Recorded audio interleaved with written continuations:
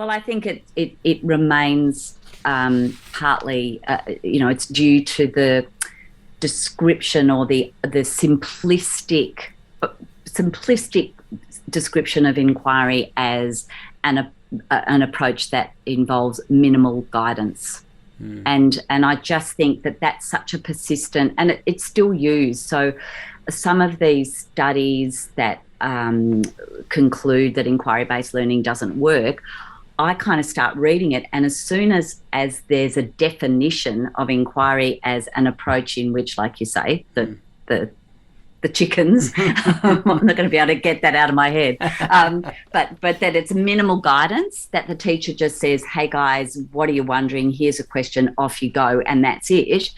As soon as I see that that's the premise upon which the whole thing is based, then it's like, you've lost me. Because if that's what inquiry is just this kind of abrogation of responsibility, let them do what they like, we all do our own projects and the quality doesn't really matter, and it's all about skills and it's not about content. I mean, I agree. Yeah, let's not do that. That's not teaching. That's right. Not learning. And you're trying to give the young people something that will help them, yet you don't know exactly what it ought to be.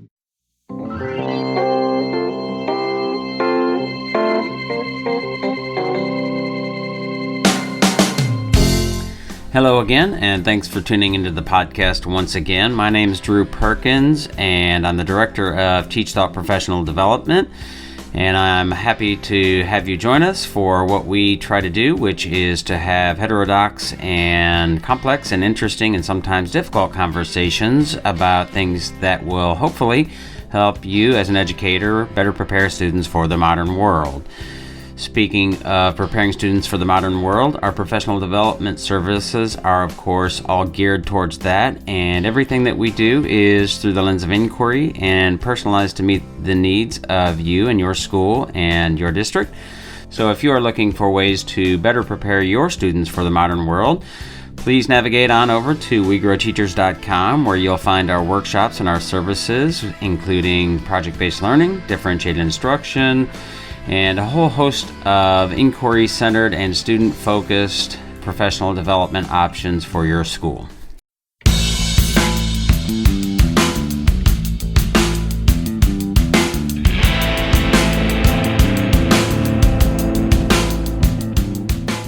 In this episode, I spoke with Kath Murdoch, who is a repeat guest on the podcast and lover of inquiry like myself, so we had all kinds of wonderful things to talk about, including her new children's book, which is entitled The Wonder of Winsome. And we spent much of the first part of the conversation talking about the process of doing that book and the inquiry process that she engaged in, and then shifted gears a little bit and talked about authenticity and curiosity, and then spent a bit of time sort of responding to or thinking through some of the sort of accusations, or maybe criticisms is a better word, against inquiry teaching and learning, and sort of clarifying what we think about and how we would define inquiry teaching and learning, and some of the false dichotomies and those things. So it's always great to talk with Kath, and she and I certainly have lots in common in how we think about teaching and learning. And for that matter, I would welcome the opportunity and have invited different folks on who are critical of inquiry teaching and learning to be a guest on the podcast to discuss it more in depth. But if you are listening and you might be in touch with one of those people, or in fact one of those people, please feel free to reach out to me. Drew@teachthought.com is my email address, and I'd be happy to consider having you on the podcast and having that conversation. Otherwise, though, I think this conversation with Kath, as usual, was rich and full of great questions, and I hope you find it helpful. All right, well, welcome everybody back to the podcast, and back with Kath Murdoch, who was on the podcast some time ago, but has been some time, and she's in lockdown in Melbourne, Australia. But Kath and I are going to talk some more about inquiry, because that's what we love, and I guess give yourself a little bit of an introduction, and any complaints about being in lockdown and, and so on and so forth. No, I'm not going to complain. I've already got that out of my system before we started the podcast.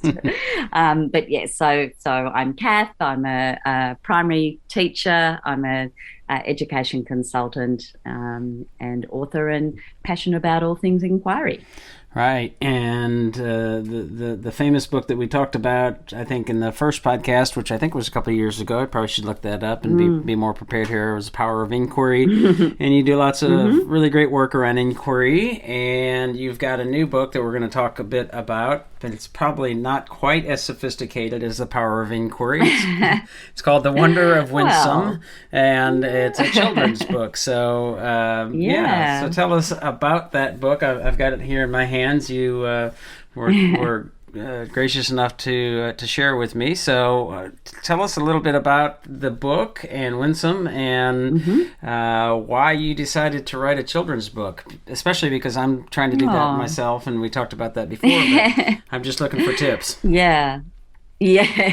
Well, I would argue that in some ways, writing a children's book or getting to the point where you've produced it is an act perhaps of greater sophistication than a tome like The Power of Inquiry, because it requires such careful, thoughtful, mindful writing, but then pruning and editing and reshaping.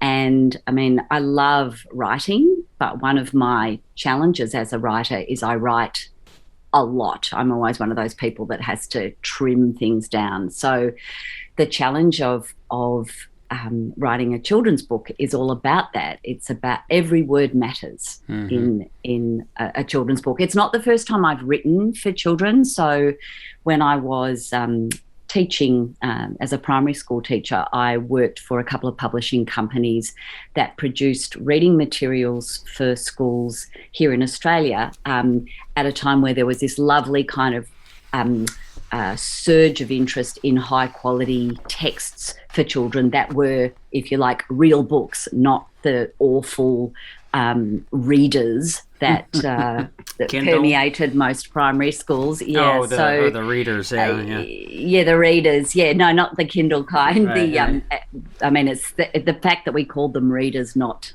books, is very telling. But these were books. So anyway, that was back in the early 90s. So I'd had some experience of producing a number of those books. But this story is something that I've been carrying around for a couple of years, and I decided now was the time. Yeah, and so the audience for this book is teachers, kids, all of the above, parents? Yeah, look, I've very much written it for children, but it's, as no doubt you've seen, there's a strong message to educators and parents in the text. And in fact, I make that pretty obvious at the very end, where I write a note to the grown-ups. So I'm hoping that it serves that dual purpose, and that the very act of reading the book with and to children will do the work that it's all about, and I've already seen this happening, will inspire adults to ask children more about what they wonder and to take those wonderings seriously. Right. And so then that, of course, begs the questions. What was, in that process, you talked about the editing and all of that kind of thing, but, you know, I can imagine that you, like myself, a lover of inquiry and questions, think in questions or plan in questions, and to what extent did you do the sort of planning and the thoughtfulness about I guess the whole project through inquiry, and what were some of those questions? Oh, it's such a lovely question, because I did really feel very strongly that I was engaged as an inquirer as I worked through the process of producing the book, because I did self-publish. I have my own tiny little publishing company. So because of that, because I self-published, it meant I had to ask questions about everything. So initially, I think the questions were much more about the choice of words, the language, and that was questions I was posing myself, but also people that I was giving it, including children. I was giving drafts and drafts and drafts to read and give feedback. And then, of course, the next questions were even questions about who is Winsome and what does she look like? And when I engage an illustrator, what might I say about my view of this child and this child that's become this little friend of mine in my head? So I had questions about that. That was really interesting, just going through that process. Questions then about the design. So one of the really engaging parts of this inquiry was coming to understand that, actually, it's not just the words and the pictures, it's how everything is placed on the page. It's the font, it's the size of the font, it's how much of the page you're going to devote to the text and the positioning of the text in relation to the artwork. So this was a great example of how you don't know what you don't know as an inquirer, and that, of course, you don't know at the beginning of a journey of inquiry all the questions that you need to ask about that thing. Right. And this is something, of course, that you and I would be saying to teachers all the time, rather than think the process is linear and we start with our questions and then we do the research and then we've got our questions answered and then we take action. Actually, those questions are bubbling up all the way through the process. And the more you investigate, in my case, as I started to have conversations with illustrators and with the designer and so on, the more I realised, I hadn't even thought about that. Now I'm wondering this. So the messiness of the process was very much brought home through experiencing it. It's something that I say a lot to teachers that I work with, try and investigate something new, teach yourself something on a routine basis so that you're immersing yourself in what it means to inquire. It definitely reminds me of so many of the things that I talk about doing with kids. Well, so you're talking about sort of where things are placed and the font and all that stuff, which I imagine one of that, so that question is sort of focused around the audience, right? So the audience that we talked about before, like the reader, and we've got different readers. We've got children, we've got adults, some of the roles in which those adults might be, but that really is, so it resonates with me and how we think about, we in our project-based learning model, we talk about rich inquiry and authenticity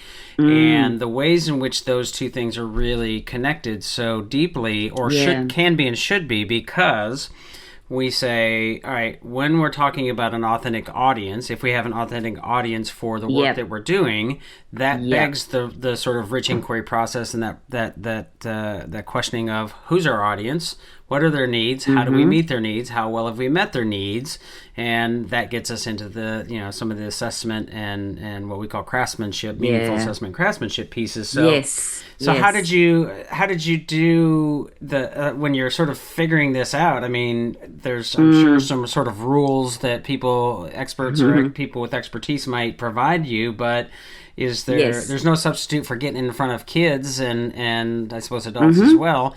Were you able to do that? Absolutely, yes. And I love the parallel or the connection that you've made between this inquiry process and the power of having an authentic product and audience that you're working towards. I think this process for me reminded me of how powerful that can be. Not that every journey of inquiry that we undertake with children has to be driven by a kind of preordained product or audience. I think there are times where we have a problem, we don't know what we're going to produce, nor even who that's for, but we investigate and that comes clear as we investigate. But then there are these others inquiries like the project-based type that you speak about, where it's incredibly useful and grounding and motivating to know that I'm doing this for an audience. I know who the audience is, and I've said I'm going to do it. Therefore, I need to keep pushing myself to get to that finish line.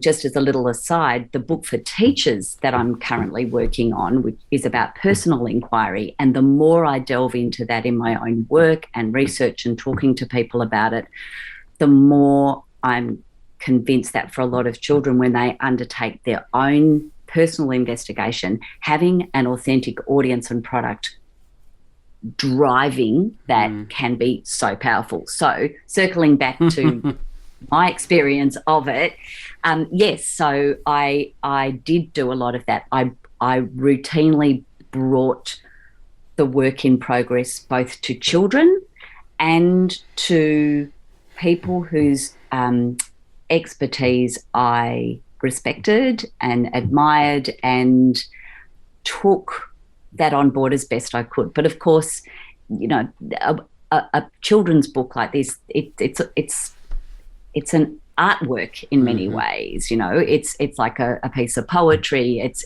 so not everybody is going to respond to it in the same way. So in the end, of course, you have to make that choice about, am I going to take that advice on? There's one section, one line in the book about where Winsome's about to start school, and I'm actually struggling to think of the actual sentence, but it's like, after her 5th orbit around the sun.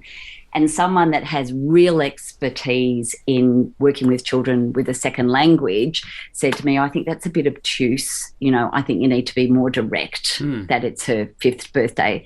And I think that requires too much explanation. And then at the exact same time, someone else said, that is my favourite line. I love that, because I could really imagine kids a teacher pausing and talking about that and what does that mean? So I was like, actually, I can hear, there's great value in both pieces of feedback, but I ended up going with the second one because I kind of liked it too. But yeah, and kids are going to experience that in their inquiries and getting their feedback. And it's this other layer to the process, isn't it, where we say to kids, so when you're getting feedback from, even if it's just from their peers, there's got to be a point where you, as the writer or the craftsperson or the designer, have to say, okay, this is what I'm going to go with. Right. Yeah, I've taken that in. So yeah, that's right.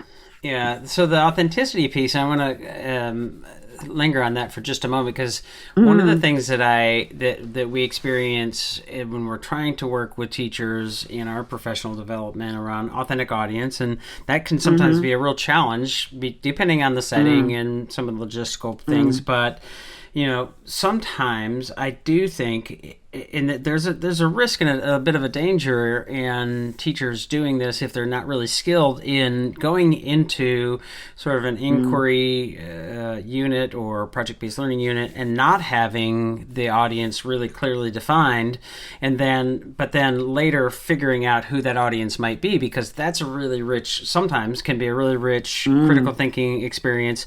There's a video that sometimes we show in some of our workshops of students where they go to a playground. It's an Edutopia video. They go to a playground and they note all of the things that need to be fixed, and then they come back and they make a list, and you can see all of the beautiful inquiry going on there. And then you see at some point in the video sort of the question being asked, well, who could help us fix this problem? And I don't know if the teacher, because eventually it ends up to be Councilman Randy or something like that, and I don't know if he had that person in mind to begin with, but if he didn't, then getting to that point of saying, all right, now that we've figured out we want to take action here, let's figure out who would be a good audience, which is, of course, a rich inquiry process, and say, who would help us? Would it be a fireman? Probably not, and really thinking through that, especially with primary primary students and community and roles, all of that being the case. But it also brings up the issue and sometimes the sort of inherent danger of not having the sort of plane built before you start flying it, right?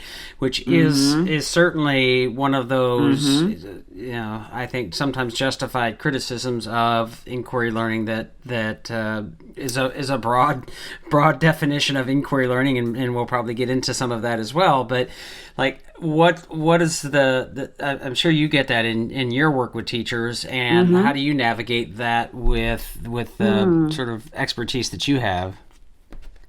Yeah, it's such an interesting area. I think it goes to that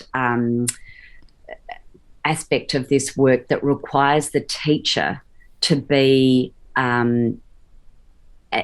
ever the inquirer themselves, and that's not always the case.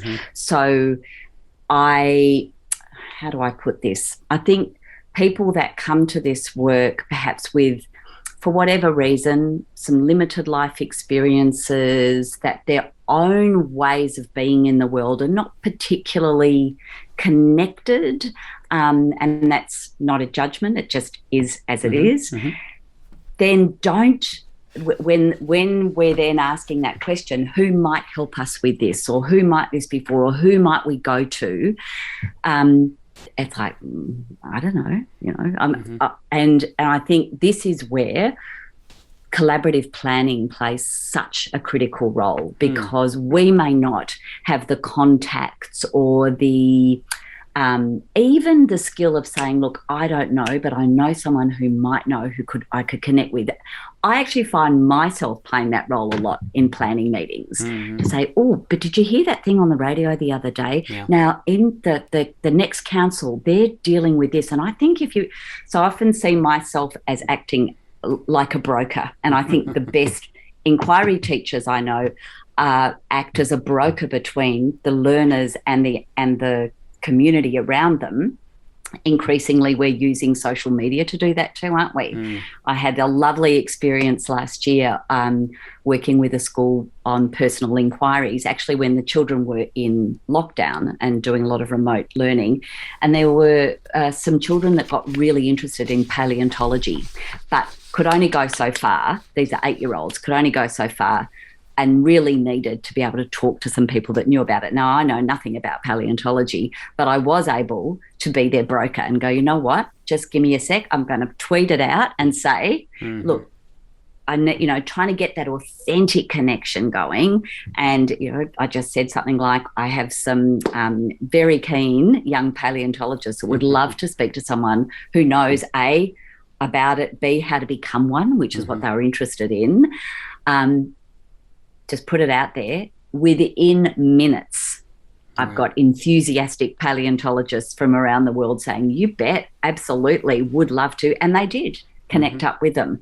So I think part of our skill set as inquiry-based teachers is, if we haven't got the connections and the capacity to draw in the expertise from the community, or the audience from the community we might need, we need to know how to go about finding them. And that might include our collaborative planning sessions where we're saying, look, I'm stumped. The kids have got to this point. They're really keen to solve this problem. I've got no idea who I could connect them with. And as soon as you open it up to a group of people, someone will know someone, and off we go. So it goes to also lots of sharing, checking in with our colleagues about the journeys that the children are going on. And I think working really hard to continue to dismantle that strange divide we have between what happens at school and what happens in the community outside of school, which the project-based learning people do so beautifully. Yeah, there's certainly lots of ways in which that can happen, and sort of leaning into that expertise that is in the community. And when I say community, yes, it could be around the world. I mean, you're in Australia. And, global, yeah. Yeah, I mean, here in the States. And so one of the things that, as you open the book, Winsome's parents were curious people, which kind of leaning back into what you were just talking about, not everybody is that way. And it's a really interesting sort of quandary about how many people and what would the world look like if more people were, I don't want to say if more people were curious, because I think everybody's curious, right? But not everybody has that sort of inquiry stance, and everybody, I would say maybe most people don't think in that inquiry mode and that mindset, and I say, well, how do we leverage? And this is a question we get quite often, I would imagine you do as well, like how do we leverage the curiosity of kids, of people, and do that in a way that, of course, leads us to the sort of academic outcomes that we might be after, right? Because there's a bit of a tension there sometimes. So are you asking about how do we support children in how do we sustain that curiosity that they've got, or I mean, I guess I'm asking, are you talking about if they're already curious, how do we support that and keep going with it, I suppose I'm asking several things, and to sort of sharpen it, thinking about how do we, I mean, children are inherently curious. It's hard to argue that. They ask all kinds of questions, but they don't always ask questions that are really well aligned with the academic outcomes. But so leveraging that and doing that in a way that will help us get where we need to go. But I guess in sort of another piece of that doesn't really deserve an answer probably, but like it seems to me that there's like, if we can do more of that in our schools, up through the university, but certainly we call it K-12 here. It's different things around the world. But then we would have more parents like Winsome's parents that were curious people and sort of thought in that way. Yeah. Okay. So that question about how do we leverage the curiosity that children bring, they as you say, we're born with it for various reasons. The outward expression of it tapers off at school. I would argue there are lots of children that remain incredibly curious, but they just learn how to hide it. And that was the metaphor I used in the book, was that the curiosities that Winsome has are illustrated as these little question worms. And she learns pretty quickly when she gets to school that they're actually a bit embarrassing. They don't go down as well as she thought they would, or she was so used to her questions being something that delighted her parents, and then suddenly only a few questions delight the teacher, and after a while she tucks them up her sleeve and hides them under her hat, and it's like, oh, these are embarrassing, and after a while she stops bringing them to school, and of course it's all very symbolic.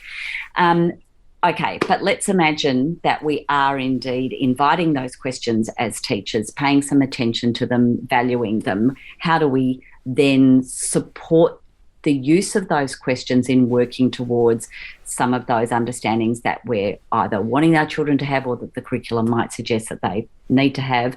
I think two things come to mind. The first is that I think the more we understand the power of concepts and concept-based teaching and learning, the more straightforward it is to leverage those questions. If we're thinking, oh, I need to somehow give that child an opportunity to answer that specific tiny little question about that very random specific thing, how are we going to do that with 26 children? But if we can look at, okay, let me see if I can understand the concept. Let me listen carefully to these questions. What's the concept hiding in the questions?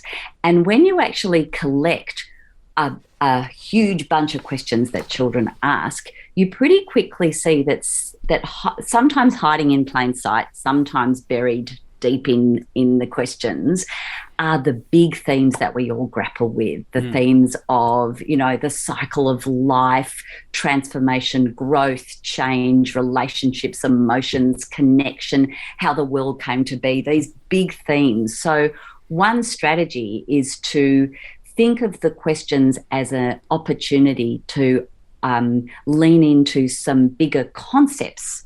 And those same concepts are often found in the curriculum. So this requires some fairly sophisticated conversations amongst teachers, but it's really interesting to find connections between really specific questions that children ask and the big ideas that we might be exploring together as a class. The more concept-based your programming, the more able you are to connect children's specific curiosities with them. But the second part of that, so I think concepts and concept-based planning make it easier. But I think the other thing is, it's not a matter of passively waiting for children's questions and then thinking, oh, I need to wait until one connects to the curriculum that I've got to teach. I've also got the power as a teacher, as an adult, to actually provoke the curiosity. So part of what I can do is say, well, I know I've got this chunk of, for example, the children might need to understand that materials. So I'm thinking of our science curriculum, round about grade 1, 2. One of the standards is that materials have properties that can determine their use, something like that. So I can totally set up an environment that invites children to start to explore and play with and notice and question the properties that different materials might have. And that's all about how I curate the environment and the space. I can also use my questions and my wondering aloud to capitalize on the fact that curiosity is contagious. So if I am showing genuine interest in just about anything, if I wonder aloud in a really authentic way, we've all felt it. The children come with you. So I can, this sounds very, very blunt, but I'm going to say it anyway. I think I can get kids interested in the stuff in the curriculum. Say, we've got stuff on government systems in the curriculum. I can make that as boring as it sounds, or I can A, think of the concepts that links to, B, think about the connections between the idea of systems and decision-making and power and structures, and how that could link to the playground, the classroom, the children's family lives and the government. Suddenly the whole thing is absolutely fascinating. It does come back to what you said before about people having an inquiry stance and learning how, even as an adult, learning how to, what's that phrase? Looking at the world with a beginner's mind, being fascinated by everything. And I think you can practice being that and practicing curiosity and adopting that beginner's mindset and not being afraid to ask lots of questions as an adult. I think that creates the environment in the classroom that is hopefully contagious. So you're creating this kind of habitat in which wonder thrives. Yeah, and of course, one of the big criticisms that is leveled at inquiry progressive constructivist teaching is that it's light on knowledge, that the students are, I joke about it, I say the idea is that kids are without direction, that the teacher is just allowing them to be what I call free range chicken, right? Kids just wandering about without any instructional direction or anything like that, which of course is what some people might do that, and they may say that that's inquiry learning, but that's just it's a train wreck, right? We don't want that. When I think about, especially as a former teacher in middle and high school, not as much a primary, but thinking about how do we structure and to your point, like how do we create that habitat where we're getting the learners to think about and navigate the cognitive path that we want them to. And that is something, the question formulation technique is a great example of that, right? So you provide this question focus, this prompt where you have to be really craftsmanlike in coming up with that, whatever that stimulus is, whatever that phenomena is that will get the students to ask the kinds of questions that you want them to ask. And that's by architecture. architecture. That's by design, but then there's also an artistry about it. And it strikes me as a really difficult problem when, I mean, we will work with teachers. I will work with teachers in, trying to work on creating this culture of inquiry, and we'll say, all right, here's a question focus, and so we'll take them through, for example, a QFT process.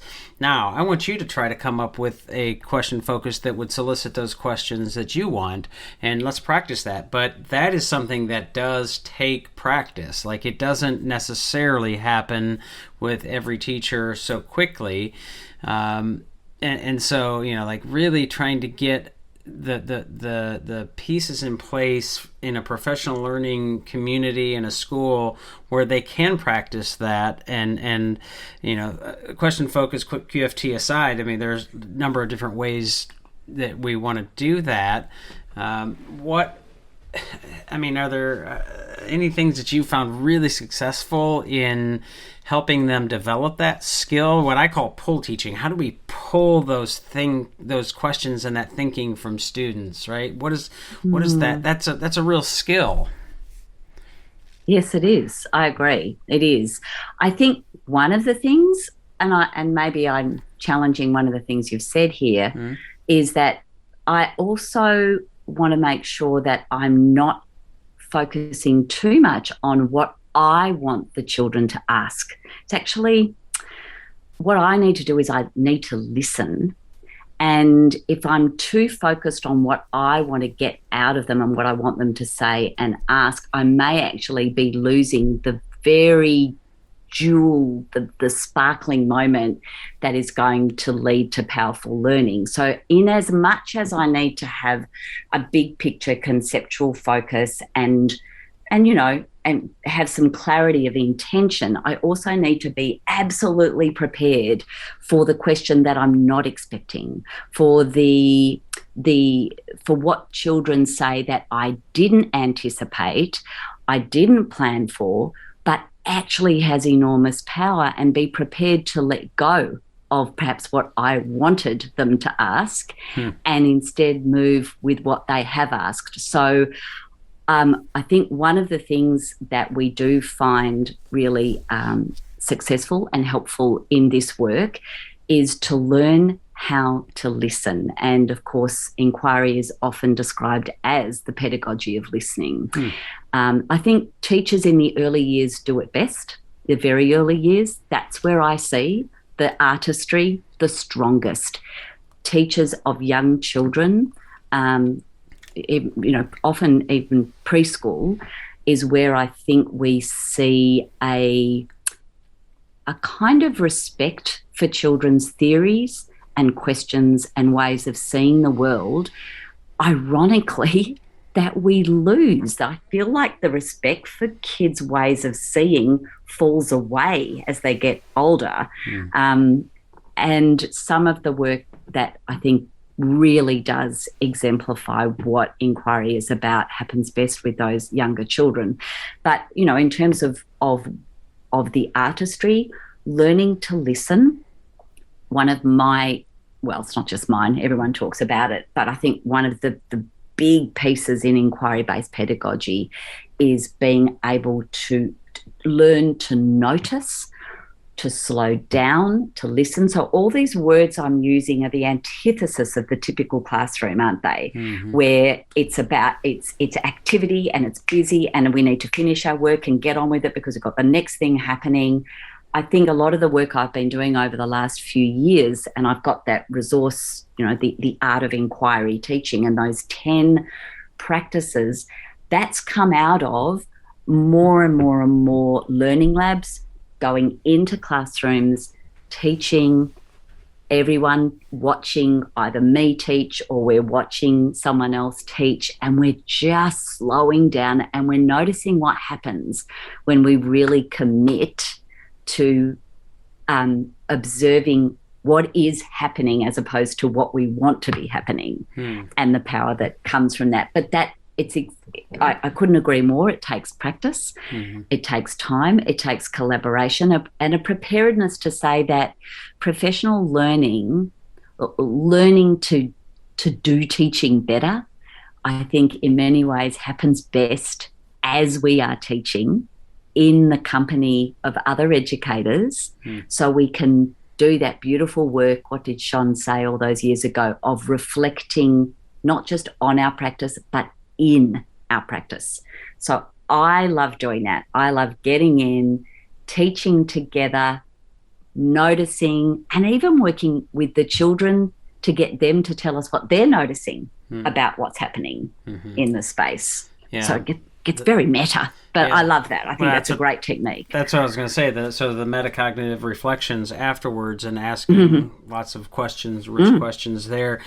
However, I'm imagining if anybody who is listening to this who is anti-inquiry is hearing you say, well, we've got to recognize the children's sort of curiosities, passions, and I'm hearing, the bells going off in their heads and yelling and tweeting or whatever, and saying, dear. Well, so like, all right, so why are they listening then? Right. so that they can be angry and tweet and all those things, right? Okay. Maybe they have questions. So I'm imagining, right? And maybe this is different as it goes from primary to sort of the older kids, and maybe it's not. I don't know. I'm curious.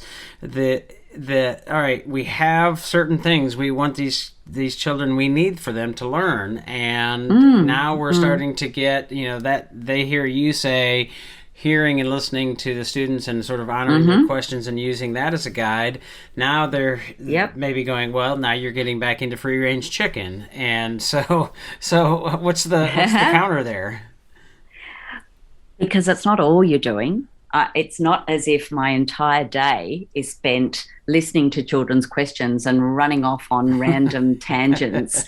I think just to be pragmatic, the best inquiry teachers that I work with do absolutely listen, honour, work with what they're noticing that children are bringing to them. And they're also bringing to the children texts, contexts, experiences that partly based on their observations, but partly, planned ahead that are going to take the children further in their thinking. It's not either or. I think it is the act of listening actually helps you do a better job of then planning in response to what you're hearing in order to support the child and the group of children to move further. So I think this responsive planning is actually really sophisticated, and I would argue that you're meeting the learner's needs much more acutely than if you're grabbing your curriculum, planning out in detail 10 weeks worth of learning experiences without actually connecting with where the kids are at, what they already understand, their theories, their ideas. I mean, surely we're going to do a better job of meeting the curriculum if we are simultaneously inquiring into where our kids are at. Yeah. Well, so that maybe brings us to a point that might be useful to dive into some of those other false binaries and things we talked before we started recording, and you and I both are advocates for inquiry learning, and I know that I am on social media probably more than you, and I find it to be sometimes laughable, sometimes maddening, sometimes frustrating, sometimes other things. The sort of false binaries of maybe you can list some of them, but like direct instruction or inquiry learning, right? Knowledge versus inquiry learning, rote memorization versus inquiry learning. And I don't know, maybe you can add to that list, but it strikes and I will sometimes say there's a couple people that I will sort of banter back and forth with that are sort of good natured and I think good faith, and they would say things like, you have to teach them knowledge. They have to know something before they can be creative with something. Which I say, sure, but start with curiosity and inquiry, that then leads to knowledge, that then leads to creativity, and maybe you think about it differently. But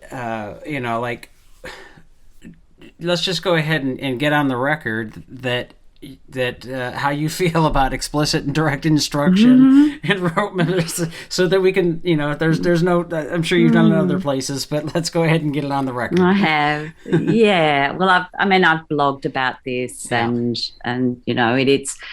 I must say, at this stage in my career, I've been teaching since 1984.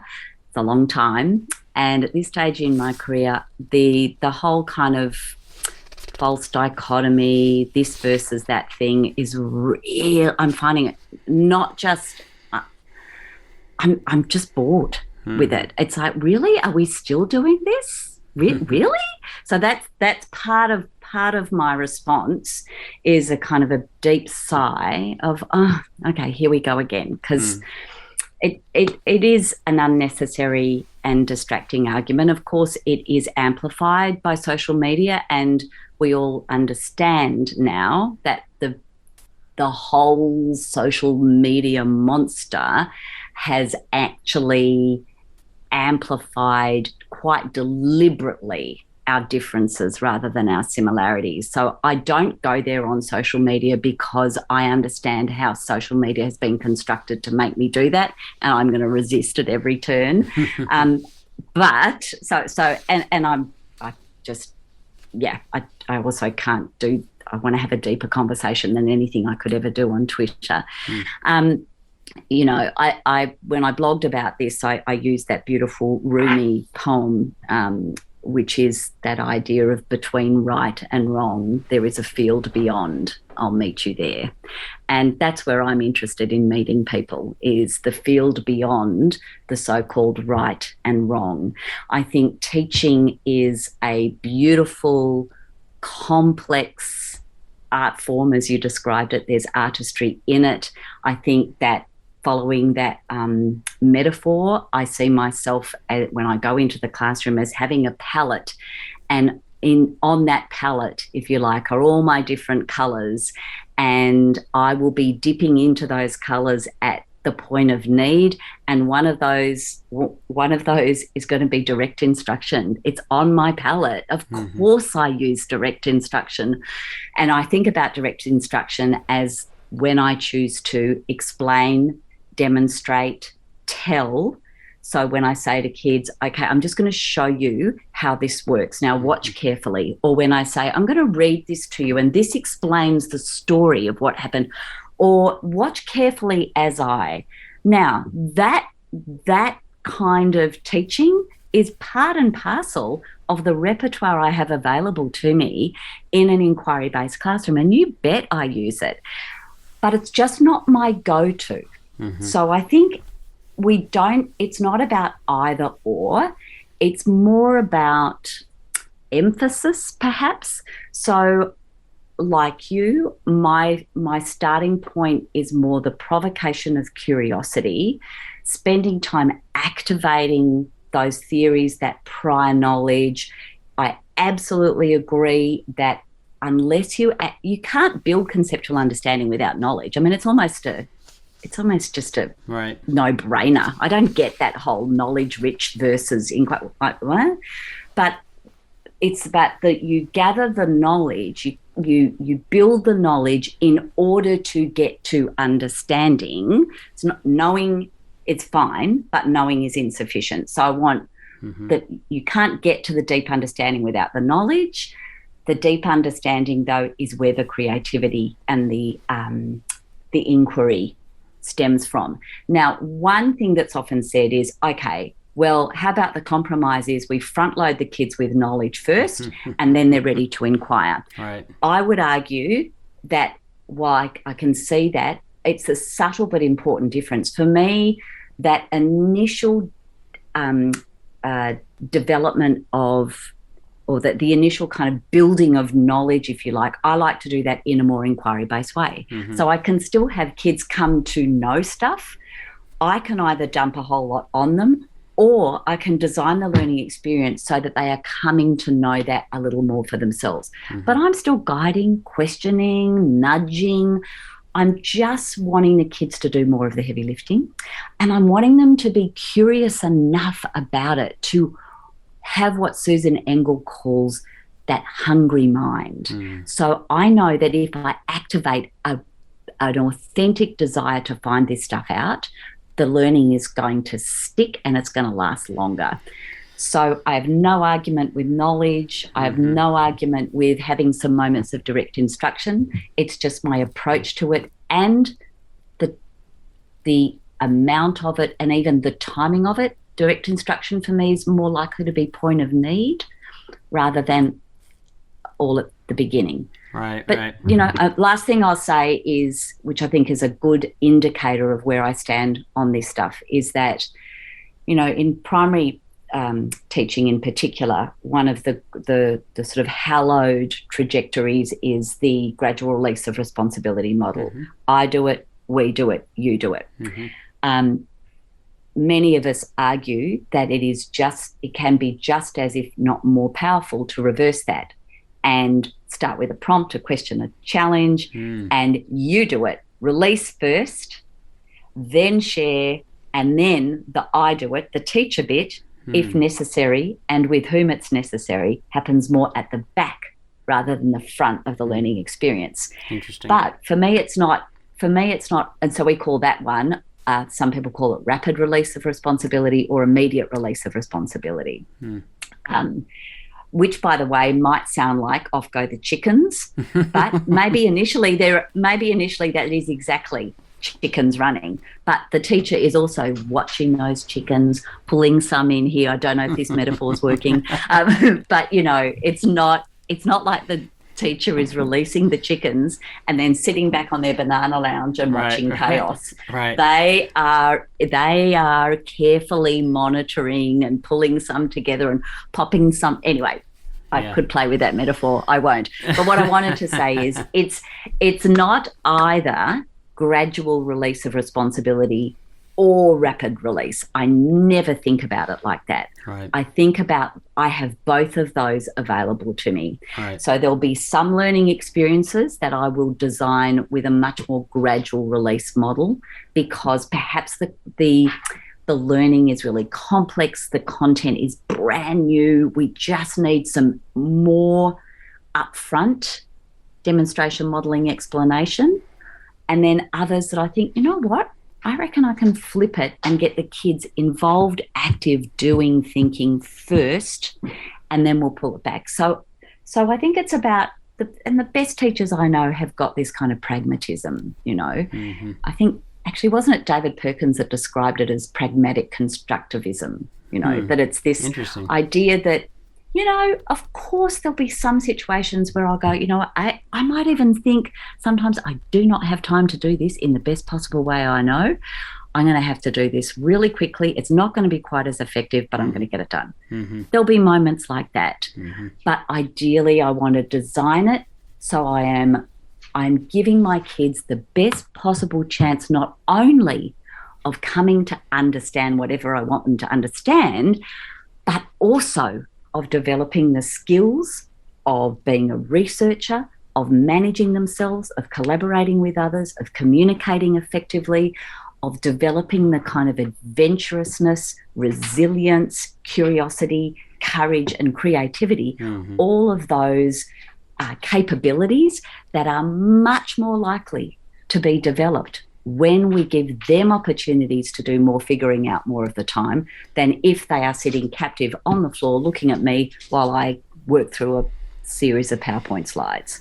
Yeah. So so just get off my soapbox now. Yeah, no, I'm if there's room up there, I would be standing as well, or have a soapbox beside you, because it all is similar to some of the things I would say, and I had not heard the rapid release sort of flipping there. We talk about flipping Bloom's taxonomy and talking about, all right, starting the students instead of starting at the bottom, right? Start them at the top, asking them to create something, and then go through the process of identifying what do we need to know, which is the understand and the remember. And when I talk with teachers about that, it makes perfect sense. They go, oh, okay, so we're helping them.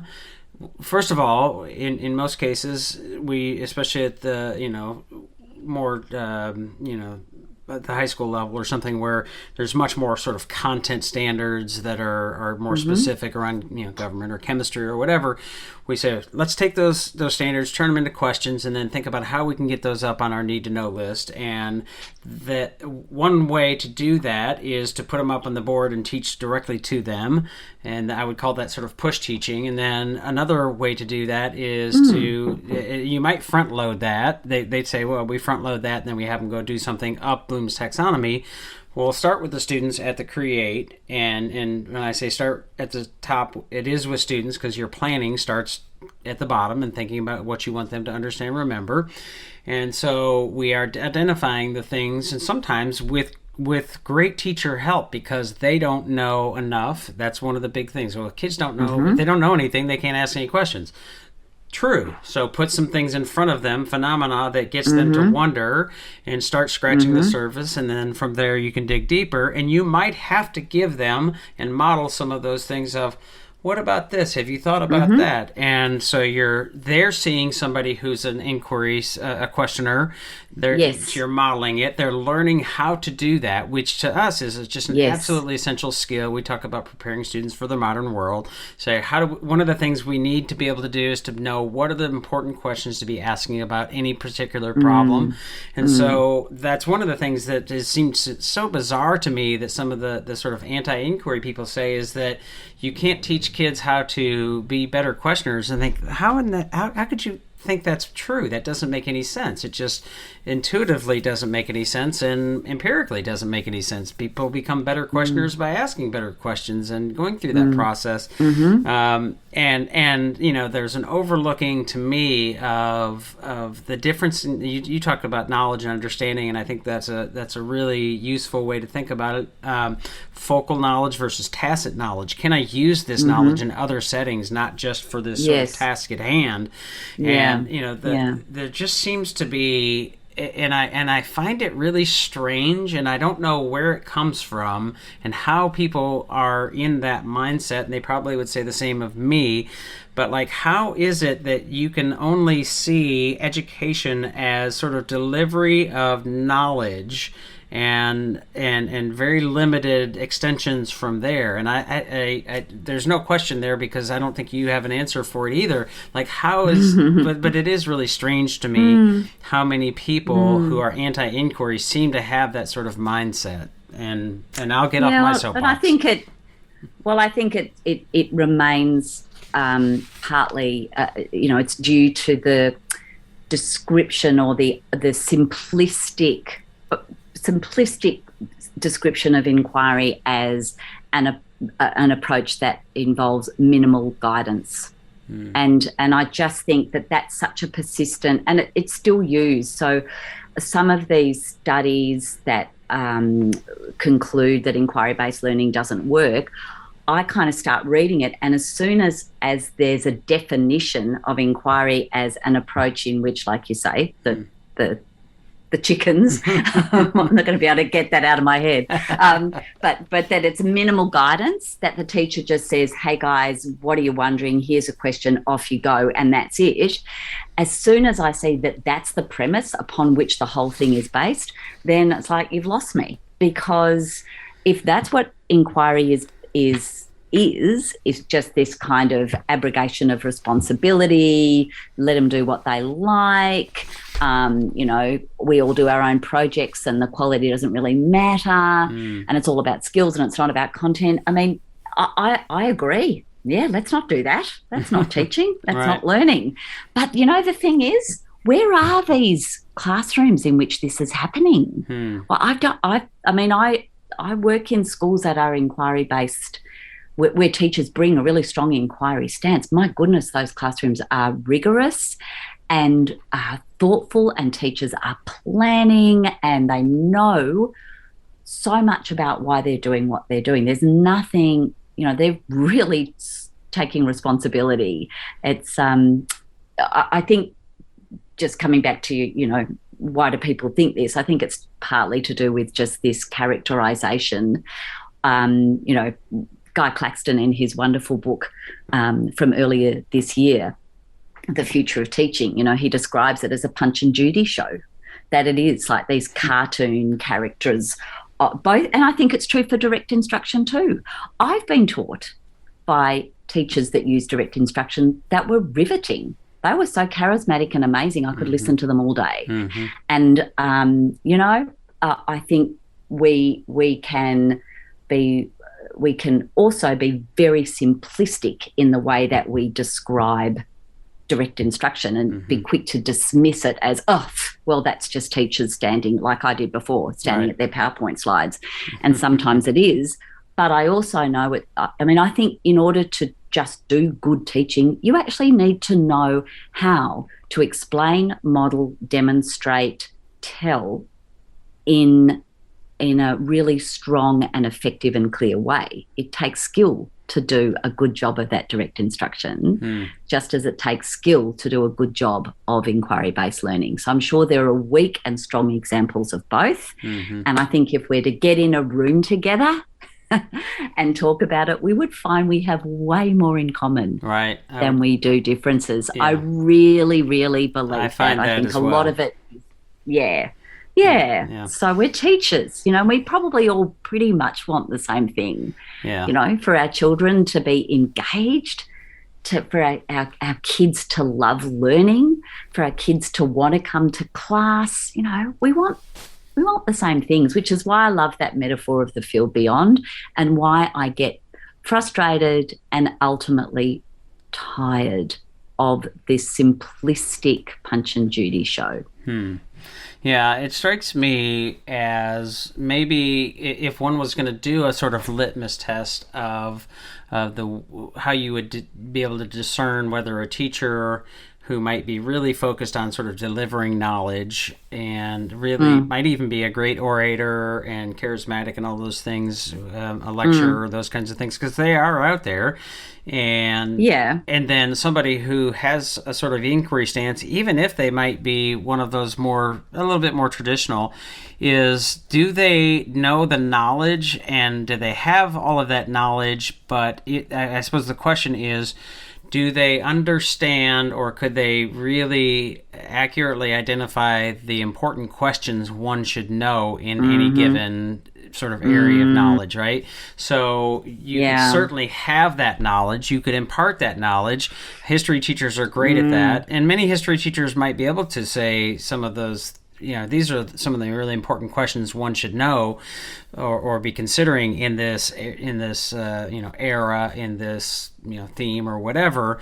But there are certainly some teachers who would deliver that knowledge, and a Google can do that, right? Google can share all of that knowledge. To sort of really boil it down and be totally reductive. But that to me is one of those things, is like, Is the knowledge what we're really after, and kids having that knowledge, or is it more than just the knowledge? And that includes the knowledge plus being able to saying, all right, here are the questions that are really important in this area of expertise, in this academic area, and that kind of thing. So it's knowledge plus, right? It's understanding.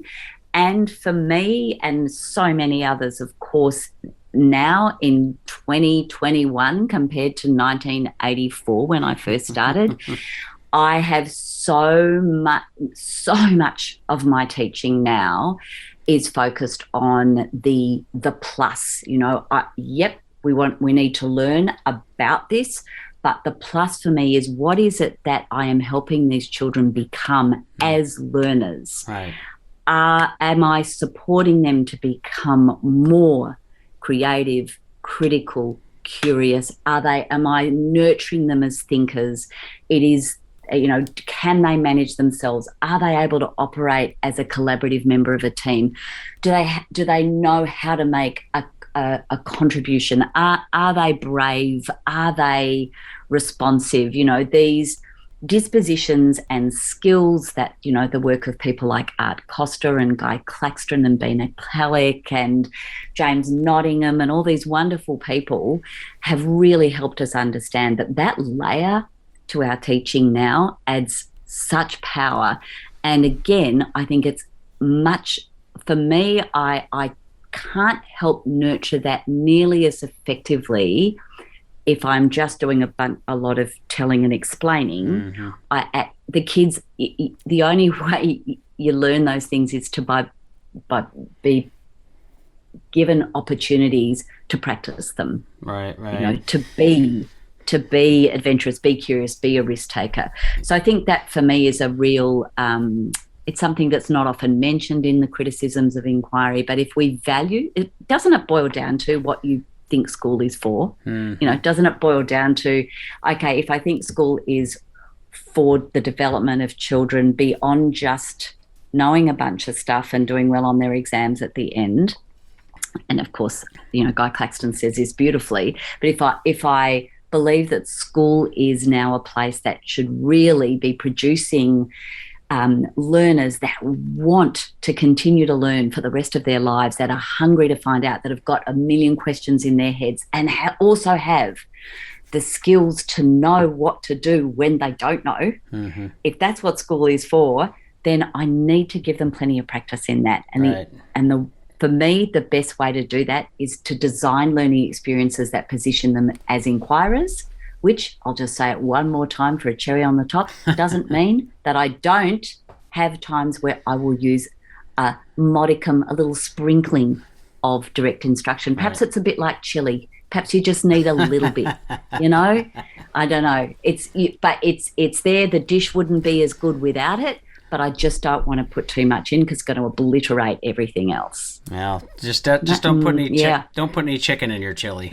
I was going to say chicken and chili. Yeah, this is getting weird. Yeah. Well, just as a footnote to that, so I was thinking as you were talking and sort of reflecting on my own question, like how did people get into this mindset? And I am started reading a book last night for an upcoming podcast. Audrey Waters, you may or may not be familiar with her. She's from the States here.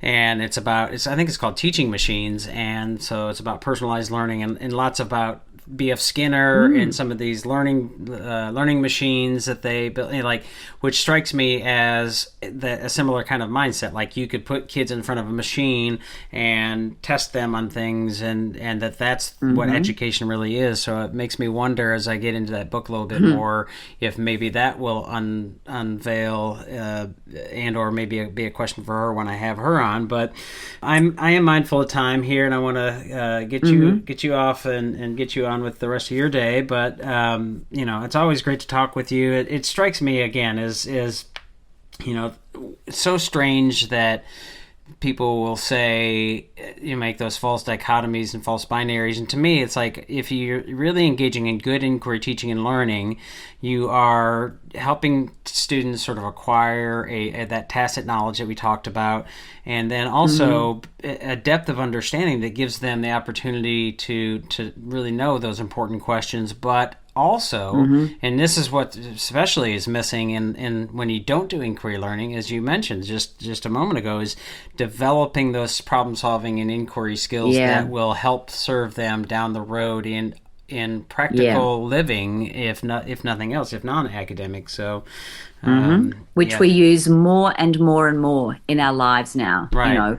More and more, the life of someone in the 21st century is full of the demands to inquire, whether that is to critically assess the information that we're getting through social media, whether it is buying a new car, whether it is planning your holiday, things that we once outsourced and we went, oh, you just do that, travel agent. We do all that now. So more and more and more, we actually really need to know how to actually inquire. What are the skills? What's the thinking involved? How do we communicate? How do we collaborate with people in the act of inquiry, even with our own health and well-being? We've got a lot more agency in our lives in many ways, and I think these skills are needed more than ever before, and we have a responsibility as teachers to support children in the development of them. It doesn't just happen by accident. Well, the book is, and I'm holding it up here. We're not recording video, of course, but the Wonder of Winsome, and they can get it in a number of places that I'd like you to share, and any other links and places they should find you, and anything you want to share as a parting shot. Thank you. So at the moment, if you're outside of Australia, the best place, I think, to get it is through Follett book distributors, and they ship to everywhere else. If you're here actually, I think Book Depository also elsewhere. And in Australia, you can get it through my website, or you can go to, Booktopia, any of those places. What's the phrase? All good bookshops. There you go. Any bookshop. Because that's the other thing. It's different from writing a book for teachers. It's actually in like regular bookshops, which was a massive thrill, I must say, the first time I saw it in my favourite bookshop. It's like life goals. That feels really, really good. And yeah, if anybody is using it with their kids, I've had so many beautiful things that have been sent to me that teachers have done with it and how kids have responded to it. So I love hearing those stories. Please do hit me up with any of that. Via the website, kathmurdoch.com, Twitter, Facebook, Instagram, LinkedIn, all the things that we are on these days. But yeah, I'm very proud of her, and I'm grateful to you for allowing me to spend a bit of time talking about her and all things inquiry-based. Well, it's always fun to talk inquiry and of course, to talk with you. We'll put it in the show notes, but just for folks, because iTunes doesn't allow for links, I'm looking at, so it's Follett, which is Follett, and if folks go to follettibstore.com and then search for Wonder of Winsome, they'll find it. But again, if you are wondering where you can find Winsome, you can go to the show notes, and I'm sure you have all kinds of wonderful links on your website. So thanks so much, and be well down there. Thanks, Drew. Always a pleasure to chat with you. It's really fun, and that was great. Thank you. All right.